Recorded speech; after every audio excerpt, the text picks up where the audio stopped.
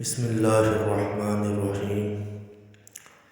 قرآن پاک کو ہاتھ لگانے اور چھونے کے لیے خود قرآن کریم میں حق تعالی شانہ نے ارشاد فرمایا۔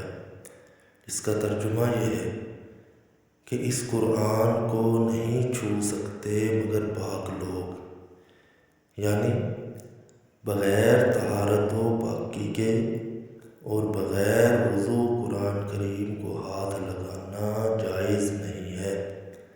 اسی طرح جب یہ کلام پڑھا جائے تو اس کے سننے کا احترام یہ بتایا گیا ہے۔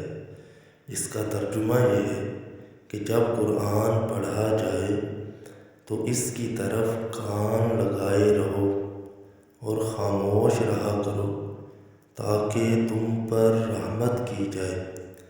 اور اسی طرح تلاوت قرآن کریم کے آداب میں سے ایک ادب قرآن کریم میں یہ فرمایا گیا ہے کہ جب آپ صلی اللہ علیہ وسلم قرآن پڑھنے لگیں تو شیطان مردود کے شر سے اللہ کی پناہ مانگ لیا کرے، یعنی اس آیت میں استعاذہ کا حکم دیا گیا ہے۔